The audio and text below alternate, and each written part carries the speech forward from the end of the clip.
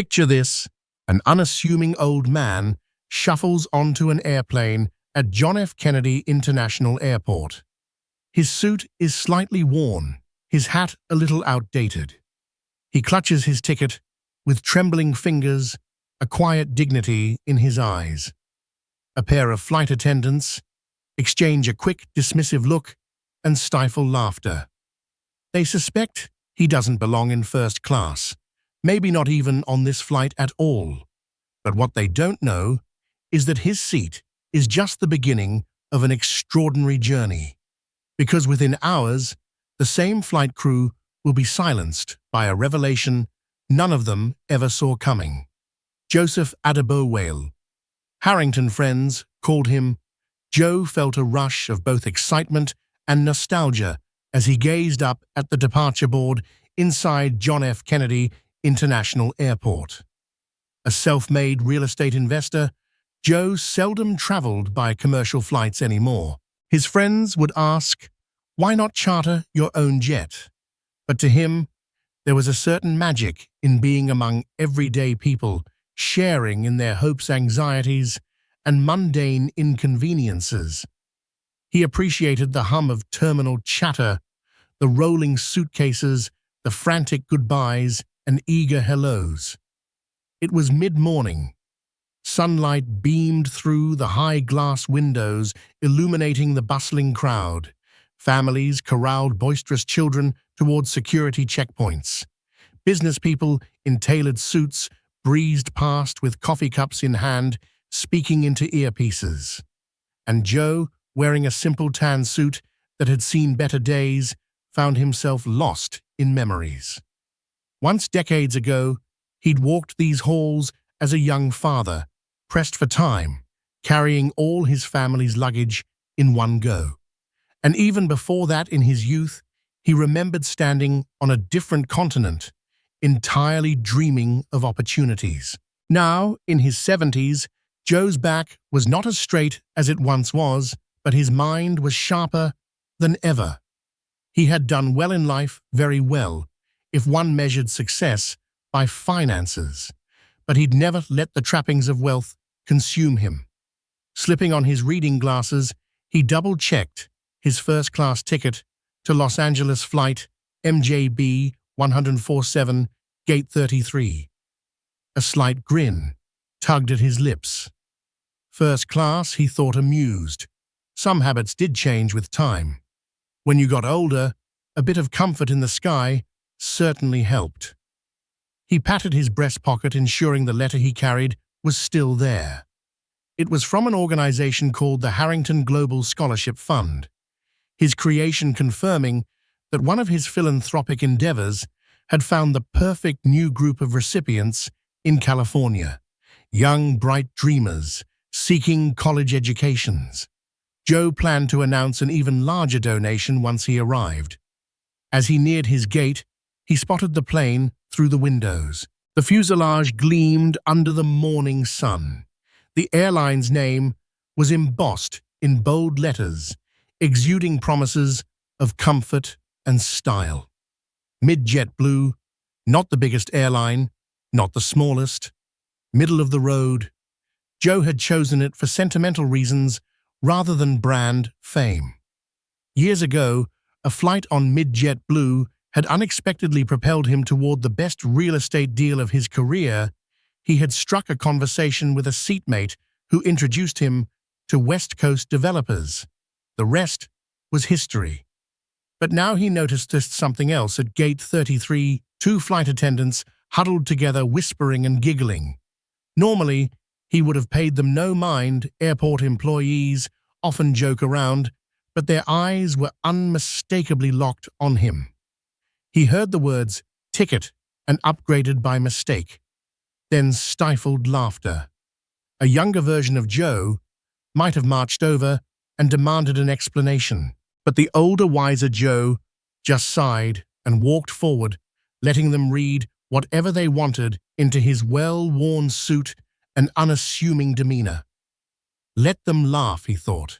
Sooner or later, the seat I paid for will speak for itself. Before arriving at the gate, Joe took a seat in the waiting area. With any luck, boarding would commence soon. An older man like him didn't want to stand around for too long in those lines. He placed his leather carry-on by his feet, thinking back to where he had come from, both literally and metaphorically. Joe was born in a small town outside Tuskegee, Alabama. His father worked multiple jobs, including farmland labor and custodian work at the local high school. Joe's mother was a homemaker who supplemented the family income with her sewing. They lived paycheck to paycheck, but their little household thrummed with love and resilience. When Joe turned 15, the civil rights movement was roaring to life. It shaped him. He learned quickly that to succeed, one had to persevere in a world that was often unkind, especially to a black man who dared to dream big. He learned to work hard, keep his head high, and never let anyone make him feel less than. Eventually, he excelled in math and earned a scholarship to a community college. There, he discovered a particular fascination for business. Whenever he wasn't poring over textbooks, he'd be volunteering on local construction projects or taking part-time jobs painting houses. He noticed something: real estate had power. Buildings stood for generations, housing families, or served as centers of commerce. Investing in them could shape entire communities. After community college, Joe spent some time in the military. Though those years were challenging, he saw that disciplined leadership and determination could catapult a person to achievements they never dreamed of. Once he got out, he poured his savings into a small duplex that he renovated mostly by himself. It was quite a gamble, but that first duplex turned a profit faster than he imagined. Encouraged, Joe reinvested. Over time, with patient strategy and an eye for undervalued properties, he became a real estate magnate. The name Harrington eventually became associated with wise investments and philanthropic outreach. He never abandoned his roots, though. He gave back whenever he could. If he saw a promising student, he sponsored them. If he passed through a community in need, he helped build shelters or libraries. He quietly practiced the principle that success and service should always go hand in hand. None of this was written on his face, as he sat quietly in the boarding area reading a newspaper. To onlookers, he was just another elderly traveler, perhaps on a meager pension. Two flight attendants behind the gate counter continued throwing glances his way, smirking. "I'm telling you," Rita once said, in a low voice, "no way he's in first class. Bet you anything he tries to sneak up front once we board." Joe pretended he didn't hear them, but inside, he felt that familiar pang from earlier decades, that subtle prejudice born of ignorance or sometimes plain cruelty. They don't know me at all, he thought, and yet they judge so quickly. Had he been a brash young man, he might have raised a fuss. But age and wisdom had taught him that arrogance and hostility often collapse under the weight of simple truth. "My seat will speak for itself," he reminded himself again. He wondered if these flight attendants would still be smirking once they discovered his actual status on the airline. Because not only did Joe have a valid first-class ticket, he was also platinum-level frequent flyer status on Mid-Jet Blue, a quiet holdover from the days he used to travel extensively for real estate deals. He continued reading his newspaper. Soon enough, he told himself. Finally, an announcement crackled over the intercom. "Ladies and gentlemen, this is the pre-boarding call for flight MJB 147 with service to Los Angeles. We'll begin by inviting our passengers who need extra assistance or have priority boarding." Joe stood up and smoothed the wrinkles in his suit. He grabbed his carry-on. Priority boarding included first-class passengers, so he headed towards the gate. The same two flight attendants were scanning tickets. One of them, a petite woman with sharply styled hair, Her name tag read. Rita eyed Joe with open skepticism. She glanced at his ticket. First class, she murmured seemingly in disbelief. Are you sure, Sir Joe? Gave her a polite smile, handed over his boarding pass, and offered his ID. Quite sure, he said gently. She took the pass and ID, studying them. Then she forced a tight smile. Right, let me just, check something, she said, typing into her computer. A moment later, her eyebrows lifted. Her face turned a shade paler. She waved the other attendant over a tall, gangly man named Darren, and he peered at the screen. Joe could see them exchange concerned looks. Is there a problem, Joe? Asked, maintaining an air of calm. Rita forced a half laugh. No problem, sir.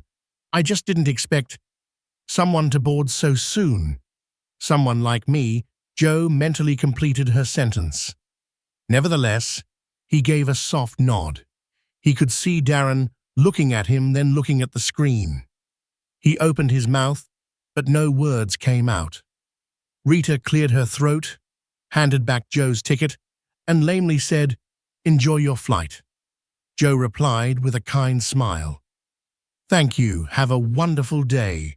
Then he proceeded down the jet bridge.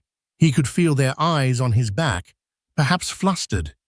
This was the first taste of their prejudice being challenged by reality. Little do they know, Joe mused. I've barely begun to surprise them. Inside the aircraft, a flight attendant in her late 20s, Darlene, her name tag indicated, greeted Joe with a standard, "Welcome aboard, sir. May I help you find your seat?" She seemed pleasant enough. Joe gave her his seat number. She guided him to seat 2A, offered to stow his bag overhead, and gave him a warm smile. No judgment there, at least not outwardly. Joe thanked her and settled in, already looking forward to the flight. He had big plans in Los Angeles, plans involving philanthropic surprises. Little did he know the flight itself would become an unexpected turning point, not just for him, but for everyone on board. As more passengers trickled in, Joe noticed Rita, the attendant from the gate, also assisting people in first class. Though she wore a practiced smile, he caught flickers of confusion in her eyes whenever she glanced at him. After the initial boarding rush, Rita moved closer, rearranging some overhead items.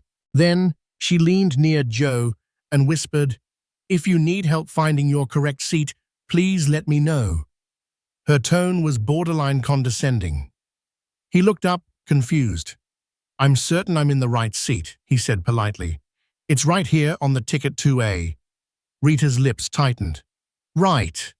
Yes, of course," she said, before stepping away. Joe didn't want to make waves. He realized that to some people, a simple older black man in first class must be an anomaly. But they'll learn, he thought. They'll learn soon enough that we should never judge a book by its cover. Once everyone was seated, the cabin doors closed and the aircraft taxied to the runway. The short safety demonstration followed, delivered by Rita and Darren in a lukewarm manner. Joe sensed their tension. They kept glancing at him as though expecting him to pull out a stolen ticket or do something suspicious. He noticed a few other first-class passengers watching the silent drama, though none openly commented. Finally, the plane roared down the runway and took off, climbing into the morning sky. Joe admired the view of New York City shrinking beneath the clouds. He felt that familiar flutter of excitement. Flying, even after all these years, still gave him a small thrill. But he also sensed an undercurrent of disquiet. The flight attendants' attitudes were overshadowing what should have been a peaceful trip.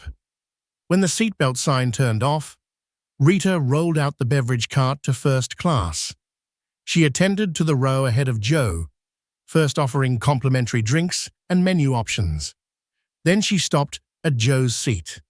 "Something to drink, sir?" she asked, her voice neutral, eyes flitting between Joe's face and the ticket stub still on his armrest. He handed it to her again, just in case she still doubted. She looked at it briefly, then turned her attention back to him. "I'll have a glass of orange juice, please," Joe requested with a polite smile. She poured the juice, passed it to him with a forced grin, and then asked, "Will you be having breakfast, sir? Our first-class menu includes a spinach omelette or a fruit platter." Joe gave a small nod. "The omelette sounds lovely." Rita scribbled on her notepad. A moment later, Darren, the tall attendant from earlier, moved beside her and muttered something Joe couldn't quite make out. Rita frowned, then turned back to Joe. "Please excuse us for a moment," she said tersely, before guiding the cart away. This exchange left Joe unsettled. "They're acting like I snuck on board or something." He sighed, shaking his head. "Why assume the worst, just because I don't look the part?" He tried to focus on reading a book, but from the corner of his eye, he saw the two attendants whispering in the galley. Occasionally, they glanced his way. Then they snickered. Joe forced himself to remain calm, though a part of him was fed up. He started to wonder if he should file a complaint, but decided to wait. Over the years, he'd learned to pick his battles. He wanted to believe in the good of people, that given a chance, they might self-correct or realize their error. When breakfast arrived, brought by Darlene, who still seemed pleasant, Joe thanked her. The omelette was surprisingly good. He tried to let the savory food calm him. Despite the tension, he was traveling for a good cause. He told himself not to let a couple of narrow-minded attendants mar his day. Yet the drama was far from over. Rita and Darren were preparing to deliver another blow of humiliation, this time in front of the entire cabin. Midway through the flight, Joe stood up to stretch his legs. He made his way to the restroom near the front of the first-class cabin. But as he exited, Rita was waiting, arms crossed over her uniform. "Sir, do you mind if I see your ticket again?" she asked, louder this time. Joe frowned. "I have shown you my ticket multiple times," he said quietly. "Is there a specific issue? We need to verify something," she said, stepping aside so Darren could approach with a handheld device. A few first-class passengers were now watching the scene unfold. Some looked amused, others concerned. Joe noticed a young businesswoman frowning at the flight attendants as though she recognized how improper this was. Darren scanned Joe's boarding pass. Joe could see the device confirm his name, seat number, and frequent flyer status. Darren looked visibly flustered. "It, says you're indeed in 2A, he said, somewhat embarrassed. Rita's mouth parted in disbelief. "As you can see, my ticket is valid," Joe said calmly. He was determined to keep his composure, though. Inside, he felt anger swelling. "Are we done here?" Rita's cheeks flushed a deep red. Yes, sir," she managed, stepping back. Darren cleared his throat, offering a subdued apologies before turning away. "Unbelievable," muttered someone in the first-class cabin. Another passenger, an older white woman, gave Joe an apologetic glance, as if to say, "I'm sorry you're going through this." Joe returned to his seat, his mind racing. Why were they so determined to single me out? Because I'm old? Because I'm black? He tried to push those thoughts away. But prejudice was prejudice. He'd faced it 1,000 times, but it never truly got easier. He recalled a conversation he once had with a friend who was also black and successful. No matter how far we climb, the friend had said, some people still can't fathom that we belong in the same spaces as them. It stung to see that truth playing out once again. At least the matter seemed settled for now. Rita and Darren couldn't well keep accusing him of seat theft or forging a ticket. The cold reality was right there on the scanner. Joe was a legitimate first-class passenger and a loyal frequent flyer at that. Perhaps now they'll leave me alone. But a small voice in Joe's mind whispered that the story was far from over. When prejudice clashed with truth, it often flared into bigger battles before burning out.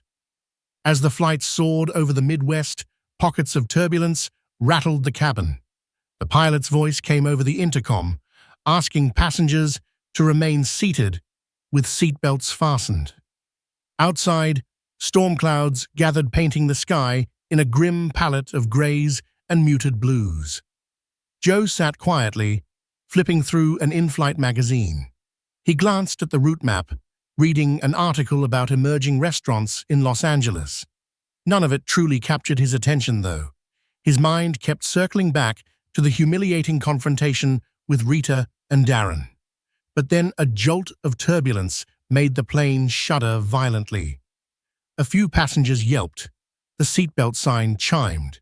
Even Joe gripped his armrest. He felt his heart thudding in his chest.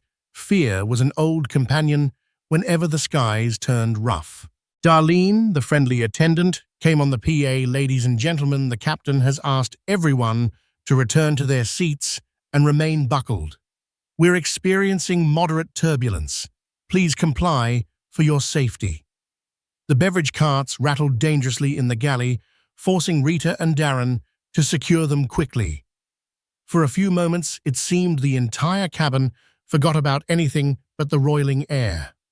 Joe tried to remain calm, inhaling deeply and exhaling slowly. "This will pass," he reassured himself. Sure enough, after about 15 minutes of tense shaking, the plane found smoother air. The pilot's calm voice returned. "We've cleared the worst of it, folks. We do anticipate some more bumps ahead, but nothing like what we just experienced." The tension in the cabin noticeably lifted. People resumed quiet conversations. Babies stopped crying, flight attendants unbuckled to check on passengers. It was in these moments, when life itself felt fragile, that Joe often pondered how fleeting prejudice could be. In turbulence, we're all just humans hoping to land safely. The respite from drama didn't last long. Out of the corner of his eye, Joe spotted Darren standing near the galley, talking to someone in a pilot's uniform, maybe a relief pilot or an off-duty pilot hitching a ride. Darren was gesturing in Joe's direction. The pilot in uniform occasionally cast glances Joe's way, a frown tugging at his lips. Joe sighed. "I just want to get through this flight in peace." He was about to plug in his headphones when Darren approached once more, a subtle sheen of perspiration on his forehead. "Excuse me, Mr. Harrington," he asked, reading the name from the passenger list. "Mr. Harrington, that was new." He dropped the condescending tone at least. "Yes." Joe met his gaze calmly. Darren shifted his weight. "We, have a bit of a seat discrepancy. Another passenger claims they purchased the seat next to you." He glanced down at a piece of paper in his hands. Joe raised an eyebrow. The seat next to him, 2B, was currently vacant, which was unusual for first class, but not impossible. "All right," Joe said cautiously. "What does that have to do with me?" "Well," Darren said, then cleared his throat awkwardly. "The passenger is traveling under the name Williams. We see a double booking scenario for seat 2B. We wanted to confirm if you had any involvement, like if you'd changed seats or upgraded." He spoke quickly, as if grasping at straws. Joe's brow furrowed. "I haven't changed seats. I purchased 2A directly." "Is someone claiming I'm in their seat?" Darren avoided eye contact. "They claimed they were given seat 2A at check-in, but there's no record of it in our system. I'm trying to figure out if someone made an error." He gave Joe a half-smile that carried no warmth. "Would you mind stepping to the galley so we can sort this out privately?" Joe stiffened. A flicker of annoyance spread through him. Again, he'd already confirmed everything. Now, they wanted to drag him to the galley as if he were under interrogation. But something in Darren's voice suggested there was more going on. Joe decided to comply calmly. hoping to avoid another public spectacle. Certainly, he said.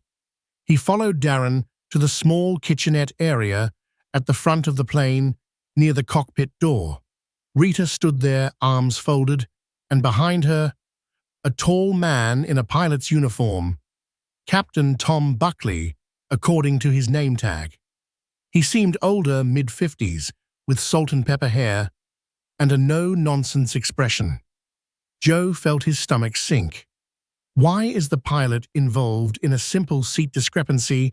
The cramped galley offered little space to stand.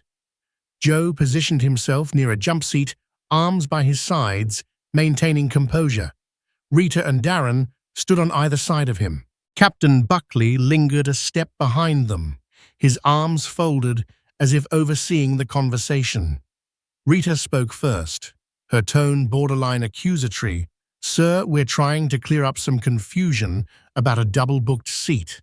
A passenger named Mr. Williams insisted he bought seat 2B. But we found no record in the system. Now he claims you might have."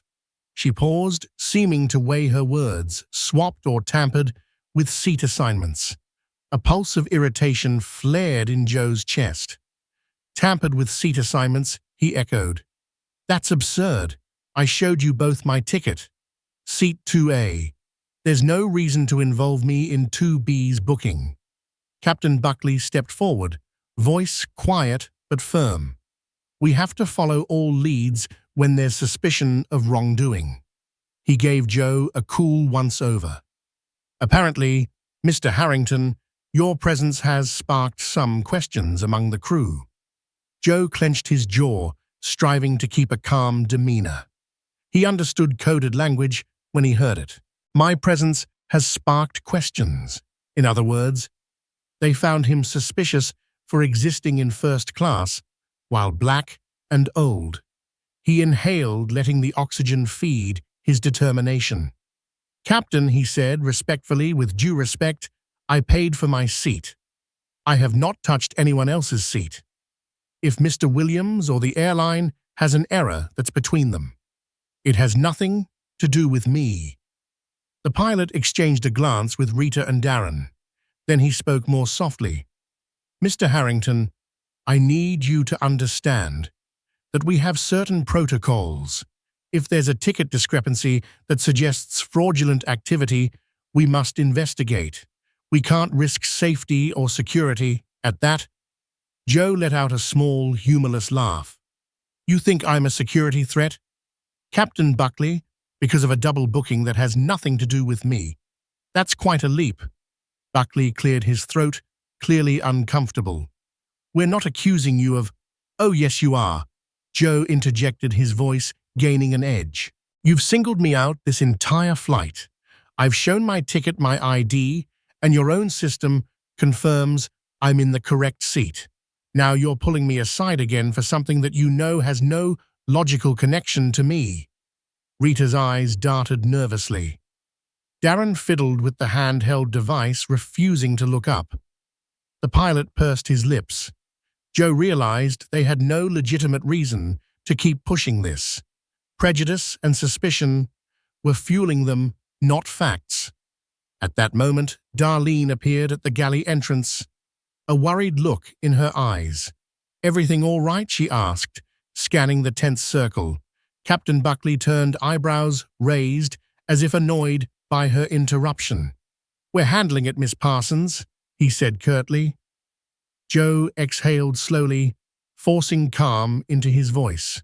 "Look, I understand you have a job to do, but I will not stand here and be falsely accused or harassed. If you have a genuine concern, check your system thoroughly. My seat is correct. I have done nothing wrong." Darren mumbled under his breath, "We're just trying to do our job." Rita gave him a sidelong glance. The pilot looked uncertain. Seeing that none of them had a coherent response, Joe continued, "I'm returning to my seat now. Unless you plan to remove me from this flight for no valid reason, let's end this nonsense." He turned, giving them a chance to speak up if they intended to stop him. None did. So he walked away, his head high, ignoring the pounding of his heart. They'd turned a peaceful flight into a confrontation, but he refused to cower or shrink. Enough is enough. As Joe returned to his seat, he noticed Darlene hurriedly follow him. She caught up just before he sat down. "Mr. Harrington," she said softly, "I'm so sorry about all this. The double booking has nothing to do with you. It's obviously an internal glitch. The passenger, Mr. Williams, doesn't even have a valid boarding pass for first class. He was waitlisted, apparently." Joe looked into her eyes. He saw genuine concern there. "Thank you, Darlene. I appreciate your honesty." She lowered her voice further. I wanted you to know that not everyone here believes this nonsense. Rita and Darren have been acting out of line. They're fairly new, plus there's, well," she hesitated. "I shouldn't say it, but prejudice lingers, especially if they think someone doesn't fit a certain profile in first class." She offered an apologetic smile. "Anyway, I'll do what I can to make sure you're comfortable." Joe patted her hand gratefully. "You're very kind." He could see she felt helpless in the hierarchy of the flight crew. As a junior flight attendant, she might not have the power to override the older staff or the pilot. "Just keep being fair," he encouraged her. She nodded, then returned to her duties. Joe settled back, glancing around. A few other first-class passengers offered him sympathetic looks. Clearly, word of the confrontation had spread through the cabin. Some people looked uneasy, shifting in their seats. Others simply plugged in headphones, trying to tune out the drama. The flight progressed with intermittent turbulence and subdued cabin chatter. Joe found it hard to concentrate on his reading. Anger and sadness churned in him. All these decades of working hard, achieving success, and still some folks see me as an intruder. He forced himself to think of better things: his meeting in Los Angeles, the scholarships he'd be awarding, and the philanthropic expansions on his horizon. "Don't let them steal your joy," he told himself. "Better days are ahead." But fate had other plans. A chain of events was about to unfold that would forever alter how everyone aboard Flight MJB 147 remembered this day. And Joe would find himself at the center of it all, both as a victim of prejudice and the bearer of a shocking twist no one saw coming. Time crawled by. The plane was about an hour from landing in Los Angeles when an announcement came over the intercom. This time, it was Captain Buckley, sounding alarmed. "Ladies and gentlemen, we have a medical emergency in the main cabin. If there is a doctor or any medical personnel on board, please press your call button. We may be diverting if necessary. Flight attendants, please prepare to assist." A ripple of tension raced through the cabin.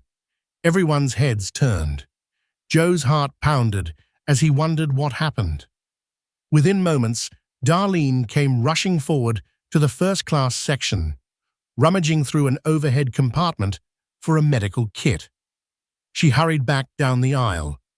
Joe craned his neck, glimpsing the commotion in the economy section. A passenger was slumped in a seat, apparently unconscious. Another passenger was frantically waving her arms, calling for help. Rita and Darren quickly joined Darlene. Minutes felt like hours as the flight attendants tried to administer help. A passenger with some medical training stepped in, but it seemed critical. Joe heard bits of conversation, lack of pulse, call for overhead oxygen. The tension was palpable. The woman who had been traveling with the unconscious passenger was crying. Captain Buckley's voice returned, resolute but urgent. "We're making an emergency landing in Phoenix. We have a sick passenger who needs immediate care. Folks, please remain calm and follow flight attendant instructions." A wave of concern swept over Joe. He knew emergencies like these were life or death. Any petty squabbles about seat assignments suddenly felt trivial. The flight banked, changing course. Joe felt the plane descend faster than usual. Passengers murmured anxiously, the entire cabin overshadowed by fear for the ill passenger's life. Joe recalled a distant memory. He once performed CPR on a neighbor who collapsed from a heart attack. That was decades ago, but the memory of that adrenaline and worry returned. He silently prayed for the ill passenger. God helped them pull through. As the plane made its rapid approach toward Phoenix, the flight attendants worked in tandem, preparing everyone for a quick landing. The runway soon came into view.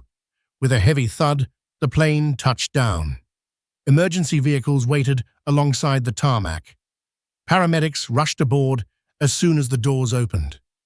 For 15 tense minutes, everyone in the cabin waited, hearts in throats. Then the paramedics escorted the passenger out on a stretcher, performing life-saving measures. It was a grim scene, but at least help had arrived. Captain Buckley informed the cabin that after the passenger was safely offloaded, they would refuel and continue to Los Angeles. That entire detour took another hour, with the flight attendants dealing with anxious passengers. In that moment of vulnerability, even Rita and Darren seemed subdued, their earlier hostility overshadowed by the severity of real crisis. Joe sat quietly reflecting on life's fragility. It took so little for everything to change in an instant. Eventually, the plane took off again for the last leg of the journey. Tension still lingered in the cabin, but the immediate crisis was over. Joe closed his eyes, prayed for the passenger, and tried to quell the whirlwind of thoughts in his mind. He had no inkling that a second, more personal turn of events was about to unfold, one that would place him at the center of everyone's attention in a way no one expected. With the plane back in the air, an odd hush settled over first class. Joe guessed the cabin sensed they might finally approach some sense of normalcy again. But fate had other ideas. About 20 minutes into the flight from Phoenix to LA, a middle-aged man with a scowl etched on his face marched up from economy into the first-class aisle. Joe recognized him from the glimpses earlier. It was Mr. Williams, presumably the one who claimed to have seat 2B. Williams planted himself in front of Joe. "You," he spat loud enough for half the cabin to hear. "You took my seat. I paid for first class and got stuck back there." Joe looked up, stunned. "I beg your pardon?" Before Joe could fully react, Rita rushed forward, arms raised as if to block the man. "Sir, return to your seat immediately," she commanded. Darren joined in, his posture tense. Williams pointed an accusing finger at Joe. "He took my seat. I was told the seat was double booked. But I know what's happening. People like him sneak in." He trailed off, leaving the unspoken prejudice hanging in the air. Joe felt his chest tighten. Again, with this nonsense, Rita tried to hustle the man away, but he shoved her aside, not violently, but forcefully enough to create more of a scene. "I want him moved. This is an airline scam. Where's the manager or the pilot?" Several first-class passengers gasped. The older woman from earlier exclaimed, "This is ridiculous." Another passenger told Williams to calm down. The uproar attracted Captain Buckley, who stormed down the aisle from the cockpit area. "Sir, you must return to your seat," he demanded. But Williams was having none of it. He glared at Captain Buckley, then at Joe. "I want a refund. I want an apology. This entire flight is a joke. I was guaranteed a seat in first class, and this man is clearly not supposed to be here." He sneered at Joe's worn tan suit. In that tense standoff, time seemed to slow. Joe looked around, noticing the shock and disbelief on other passengers' faces. He took a deep breath and rose from his seat. "Calm down," he said, voice steady but firm. "I understand you're upset, Mr. Williams, But I have a right to be here. I didn't take anything from you. I purchased seat 2A. The airline will have to compensate you if they made an error with your seat, but compensate me?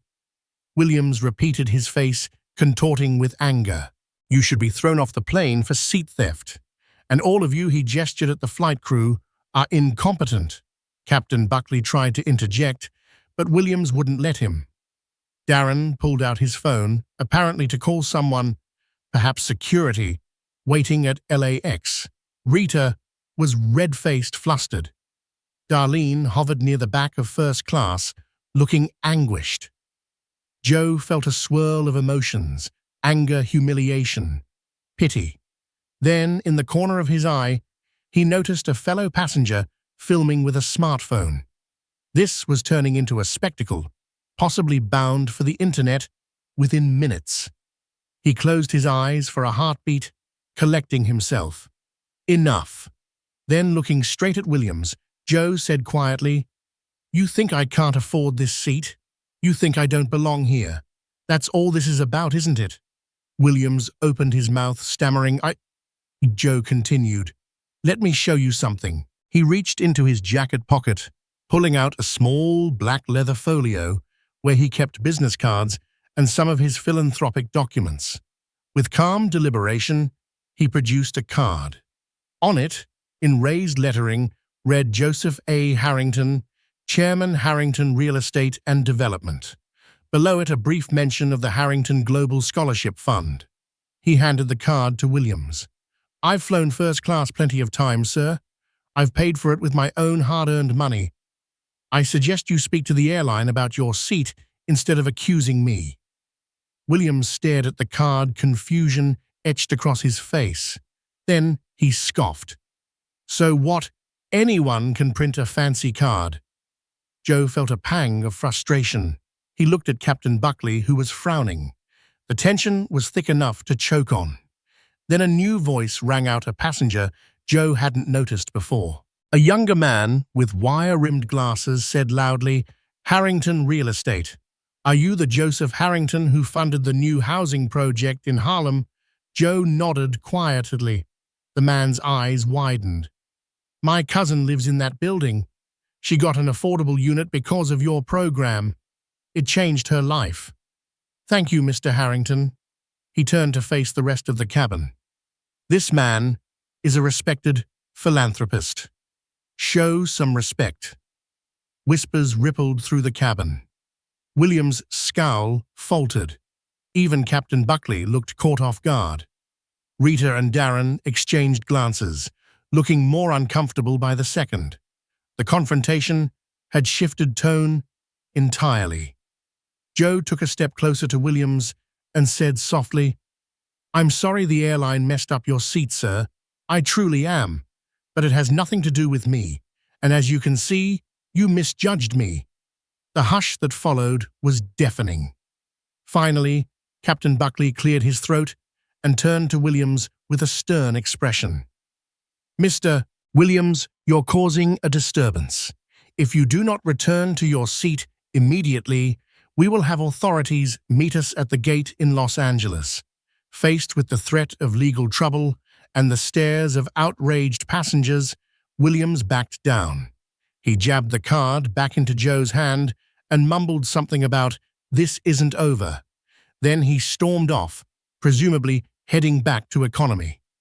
In the aftermath, Captain Buckley muttered a quick apology to Joe, though it felt forced. Rita and Darren looked mortified. Darlene, for her part, quietly asked Joe if he needed anything, water, a blanket, anything to calm his nerves. Joe sank into his seat. Though the confrontation was over, he felt drained, a wave of exhaustion rolling through him.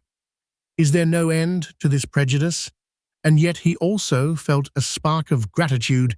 At least one passenger had recognized him and spoken up. He closed his eyes. "Soon we'll land," he told himself. "Soon this flight will end, and I can put all of this behind me." Little did he know that the biggest twist, one that would leave the flight crew utterly speechless, was still to come. By the time Flight MJB 1047 Touchdown at Los Angeles International Airport, the cabin was rife with tension and relief in equal measure. Some passengers couldn't wait to deplane. Others shot Joe sympathetic or admiring looks. The entire first-class section seemed abuzz with the morning's confrontations. Joe gathered his belongings slowly, letting the hurried travelers disembark first. He had no desire to jostle in the aisle with anxious people. He glanced at his watch. He was running late for a meeting with associates regarding his philanthropic expansions. But part of him felt there was unfinished business here. As the rows emptied, Captain Buckley stood near the cockpit door, offering stiff smiles to exiting passengers. Rita and Darren hovered nearby, both looking more and more uneasy each time they made eye contact with Joe. Finally, Joe placed his hat on his head and slung his carry-on over one shoulder. He walked up the aisle calmly. A handful of passengers who recognized him, whether from the news or from the in-flight fiasco, offered discreet gestures of respect or even thanks for how gracefully he handled it all. Joe acknowledged them with nods and kind words. When he reached the front of the plane, Joe faced Captain Buckley, Rita, and Darren. He set down his bag. With measured composure, he said, "Captain Flight Attendants, I want to thank you for a flight that was certainly memorable. I also want to say that I hold no ill will despite the prejudice I faced. I hope you'll remember this day and act differently in the future, treating all passengers fairly and with respect." Rita looked away, her cheeks coloring. Darren bowed his head slightly. Captain Buckley cleared his throat. "Yes, Mr. Harrington, we apologize for any misunderstanding." Joe gave them a thin smile. "I appreciate that. Now, if you'll excuse me, I have a meeting to attend." He paused. "Actually, you might find this interesting. My meeting today is with the board of JetBlue's parent company." He paused for effect regarding a prospective investment. Captain Buckley blinked, startled. Rita and Darren exchanged alarmed glances. "Parent company," repeated Darren weakly. Joe nodded. "Yes. Harrington Real Estate and Development is exploring the possibility of buying a significant stake in JetBlue's fleet, possibly even acquiring a plane or two specifically for philanthropic charters." He tapped his chin thoughtfully. "Our philanthropic wing wants to sponsor flights for underprivileged youth to attend educational conferences. Imagine that." He offered a polite shrug. "I may be old-fashioned, but I like to see the realities of service before finalizing business deals." So in a way, this flight was quite informative. A stunned silence fell over them. Captain Buckley's jaw slackened. Rita seemed momentarily speechless, her eyes darting to the side. Darren swallowed hard, looking like he might faint. Joe continued, "I'm going to share my in-flight experience with the board. We'll see how that impacts the investment negotiations." He studied their faces, letting the weight of his words sink in. "Let's just say, you never know who's on your plane." He offered one last nod, then turned on his heel and stepped off the aircraft. He could almost feel the shock rolling off them in the waves. As he entered the jet bridge, Joe heard excited murmurs from other passengers behind him, some who'd overheard the conversation. A slight smile tugged at his lips. He wasn't seeking revenge. He simply wanted them to understand the consequences of prejudice. Karma, in one sense, had come full circle. Outside, the sun bathed LAX in golden light. Joe inhaled the West Coast air, feeling a surge of renewed energy. Yes, he thought, "I'm done letting them define me." He had business to attend to, business that could change the airline's future should he decide it was worth the investment. A short time later, Joe sat in a sleek black sedan arranged by his associates, driving away from the terminal. He gazed at the plane he'd just exited. Who knows? He mused silently. Perhaps in a few weeks, that aircraft or one like it might belong to my philanthropic foundation. And he smiled, wondering if Rita Darren and Captain Buckley realized the difference a little kindness might have made. 2 weeks had passed since that unforgettable flight MJB 147. But for Joseph Harrington, its lessons had only begun to bear fruit. In a sleek glass tower overlooking downtown Los Angeles, Joe sat at the head of a long mahogany conference table flanked by legal advisors, financial strategists, and executives from JetBlue's parent company. The air buzzed with anticipation as contracts changed hands. When Joe's fountain pen finally touched paper, it wasn't just a signature, it was a statement. The deal was finalized. Joe Harrington, through Harrington Real Estate and Development, now held a minority stake in the airline. More importantly, he had secured ownership of 2 planes dedicated for a philanthropic division focused on providing air travel for underprivileged youth scholars and disaster relief missions. His nonprofit foundation would operate them under a new initiative, Flight Forward. As the room erupted in handshakes and polite applause, Joe allowed himself a moment of quiet reflection. It wasn't about ego, it was about purpose. What had started as a humiliating, racially charged experience had transformed into something constructive, something that could lift others far beyond what he himself had endured. He thought back to the cabin of Flight MJB 147. The looks, the whispers, the cruel assumptions, Rita's icy doubt, Darren's dismissive glares, the outburst from Williams. All of it had shaken him, but none of it had broken him. And now here, he was not just owning his story, but helping rewrite the narrative for others who looked like him, others who were still judged before they spoke or dismissed before they sat down. A few days later, a confidential memo circulated through JetBlue's internal employee network. Subject: mandatory policy, update passenger, respect and inclusion. The cabin and ground staff are required to undergo advanced diversity, equity and inclusion training with a renewed emphasis on dignity, professionalism and de-escalation. Staff who display discriminatory behavior will face immediate review. While the memo didn't mention Joe by name, insiders within the company knew exactly what had triggered it. Whispers traveled quickly. There were rumors that Rita and Darren had been reassigned to non-passenger duties pending investigation. Some speculated they'd be let go entirely if additional complaints surfaced.